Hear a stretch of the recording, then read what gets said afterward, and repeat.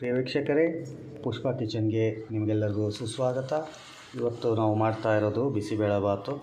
ಇದರಲ್ಲಿ ಬಟಾಣಿ ಬೇಯಿಸಿ ಹಾಕೊಂಡಿದ್ದೀವಿ, ತರಕಾರಿಯೆಲ್ಲ ಹೆಚ್ಚಿ, ತೊಗರಿಬೇಳೆ ಕೂಡ ಇದರಲ್ಲೇ ಹಾಕ್ಕೊಂಡಿದ್ದೀವಿ. ಇದಕ್ಕೆ ಇವಾಗ ಅರಿಶಿನ ಪುಡಿ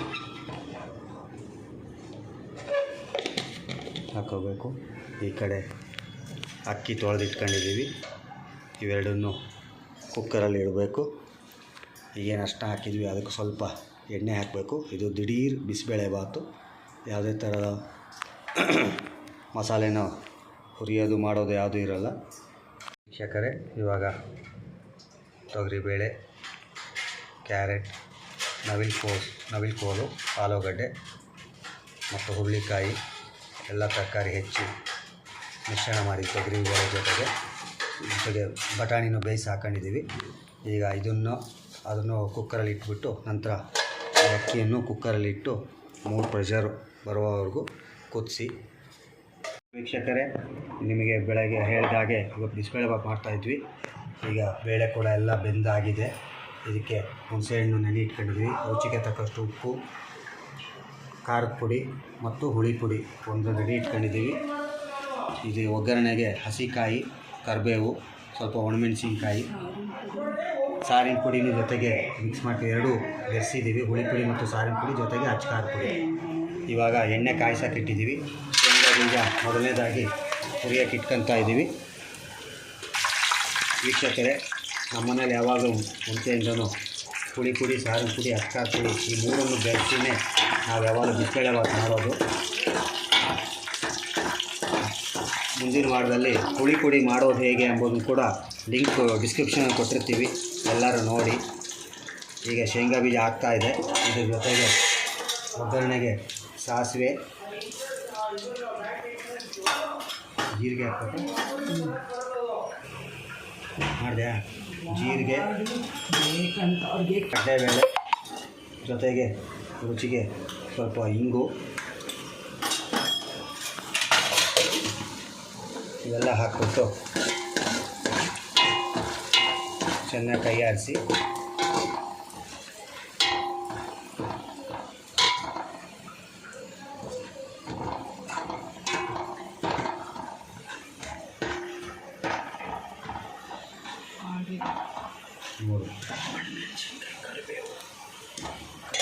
ಇದು ಎಲ್ಲ ಆಗೋದ್ರಲ್ಲಿ ಒಣಮೆಣಸಿನ್ಕಾಯಿ ಮತ್ತು ಕರಿಬೇವು ಎರಡು ಒಟ್ಟಿಗೆ ಹಾಕೊಳ್ಳಿ.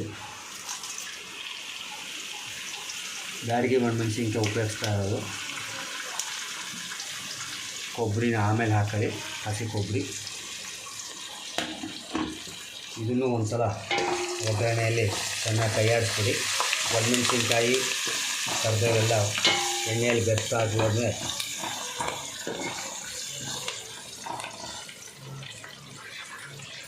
ಉಪ್ಪು ರುಚಿಗೆ ತಕ್ಕಷ್ಟು ದಪ್ಪ ಉಪ್ಪನ್ನೇ ಉಪಯೋಗಿಸ್ತಾ ಇದ್ದೀವಿ.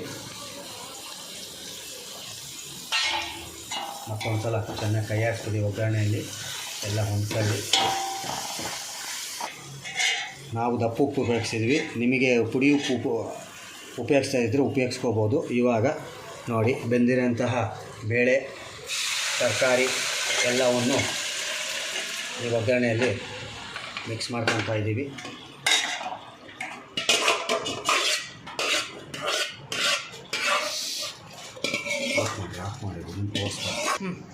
ನೋಡಿ, ಇವಾಗ ತೊಗರಿಬೇಳೆ, ತರಕಾರಿ, ಬಟಾಣಿ ಕಾಳು ಏನು ಬೇಯಿಸಿದ್ವಿ ಒಗ್ಗರಣೆ ಜೊತೆಗೆ ಮಿಶ್ರಣ ಮಾಡ್ಕೊಂಡಿದ್ದೀವಿ.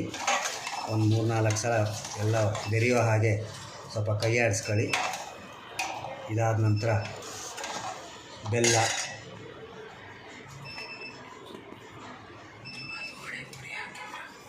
ಹಾಕ್ತಾಯಿದ್ದೀವಿ.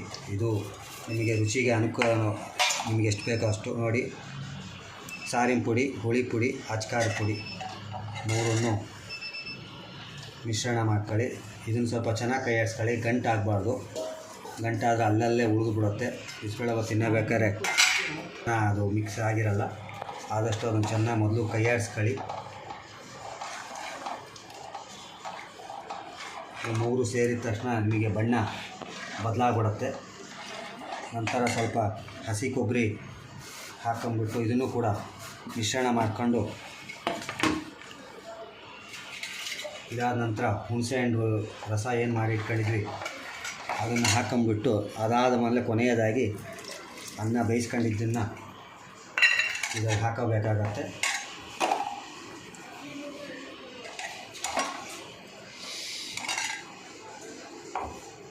ಆಫ್ ಮಾಡಿಸೋದು. ವೀಕ್ಷಕರೇ, ಅನ್ನ ಏನು ಮಾಡ್ಕೊಂಡಿದ್ವಿ ಇವಾಗ ಬಿಸಿಬೇಳೆಭಾತು ಎಲ್ಲ ಪ್ರತಿಯೊಂದು ತರಕಾರಿ, ತೊಗರಿಬೇಳೆ, ಬಟಾಣಿ ಕಾಳು, ಒಣಮೆಣಸಿನ್ಕಾಯಿ ಒಗ್ಗರಣೆ ಎಲ್ಲ ಕೊಟ್ಕೊಂಡಿದ್ವಲ್ಲ ಅದನ್ನು ಚೆನ್ನಾಗಿ ಮಿಶ್ರಣ ಮಾಡ್ಕೋಬೇಕು. ಅನ್ನ ಎಲ್ಲ ಹೊರಿಬೇಕು. ಆಗ ಮಸಾಲೆ ಎಲ್ಲೂ ಗಂಟಾಗಿರ್ಬಾರ್ದು. ಇವಾಗ ನಾವು 4 ಲೋಟ ನೀರು ಹಾಕ್ಕೊತಾ ಇದ್ದೀವಿ. ಗಟ್ಟಿ ಬೇಕು ಅಂದವರು ಸ್ವಲ್ಪ ನೀರನ್ನ ಕಡಿಮೆ ಹಾಕ್ಕೊಳ್ಳಿ. ಸ್ವಲ್ಪ ಲಿಕ್ವಿಡ್ ಬೇಕು ಅನ್ನೋರು ಸ್ವಲ್ಪ ನೀರು ಕನ್ಸಿಸ್ಟೆನ್ಸಿ ನೀವು ನೋಡಿ ಹಾಕ್ಕೊಳ್ಳಿ. ನಿಮಗೆ ಕುದಿಯಬೇಕಾದ್ರೆ ಗೊತ್ತಾಗತ್ತೆ. ಕುದ್ದ ಮೇಲೆ ನೀರಿನ ಅಂಶ ಎಲ್ಲ ಹಿಂದಂಗೆ ಆಗುತ್ತೆ. ಬಿಸಿಬೇಳೆಭಾತಿಗೆ ಅವ್ರಿಗೆ ಯಾವ ತರಕಾರಿಗಳು ಇಷ್ಟ ಇರುತ್ತೋ ಅದನ್ನು ಹಾಕೋಬೋದು. ದೊಣ್ಣಮೆಣಸಿನ್ಕಾಯಿ ಇವತ್ತು ನಾವು ಹಾಕಿಲ್ಲ, ದೊಣ್ಣಮೆಣಸಿನ್ಕಾಯಿ ಕೂಡ ಹಾಕ್ತಾರೆ. ತರಕಾರಿಗಳು ನಿಮಗೆ ಯಾವ್ದು ಇಷ್ಟನೋ ಅದು ಹಾಕಿ. ನಿಮ್ಮ ಮಕ್ಕಳಿಗೆ ಕೆಲವೊಂದು ಇಷ್ಟ ಇರೋದನ್ನು ಬೆರೆಸ್ಕೊಡಿ. ಇದಕ್ಕೆ ವೀಕ್ಷಕರೇ, ಎಲ್ಲ ಹೋಟೆಲು ಇವಾಗ ಬಿಸಿಬೇಳೆಭಾತಿಗೆ ಈರುಳ್ಳಿ ಬೆಳ್ಳುಳ್ಳಿ ಮಿಶ್ರಣ ಮಾಡ್ತಾ ಇದ್ದಾರೆ.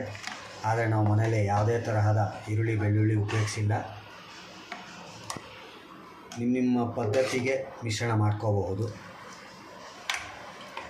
ಇದಕ್ಕೆ ಕೊನೆಯದಾಗಿ ಚೆನ್ನಾಗಿ ಒಂದು 5 ನಿಮಿಷ ಕುದ್ದ ನಂತರ ಒಂದು ಒಗ್ಗರಣೆ ಕೊಡ್ಕೋಬೇಕು. ಕ್ಷಮಿಸಿ ವೀಕ್ಷಕರೇ, ಮೊದಲನೇ ನಾವು ಒಗ್ಗರಣೆನ ರೆಡಿ ಮಾಡ್ಕೊಂಡ್ಮೇಲೇ ಎಲ್ಲ ಮಿಶ್ರಣ ಮಾಡೋದ್ರಿಂದ ಮತ್ತೇನು ಒಗ್ಗರಣೆ ಕೊಡುವ ಹಾಗಿಲ್ಲ. ಒಂದು 2ರಿಂದ 5 ನಿಮಿಷ ಚೆನ್ನಾಗಿ ಕುದ್ದ ಮೇಲೆ ನೀವು ಇದನ್ನು ಇಳಿಸ್ಬೋದು. ನೋಡಿ ಈ ಥರ ಆಗುತ್ತೆ. ದಯವಿಟ್ಟು ಸಬ್ಸ್ಕ್ರೈಬ್ ಮಾಡಿ, ಬೆಲ್ ಬಟನ್ ಐಕಾನ್ ಬಟನ್ ಒತ್ತಿ. ಥ್ಯಾಂಕ್ಸ್.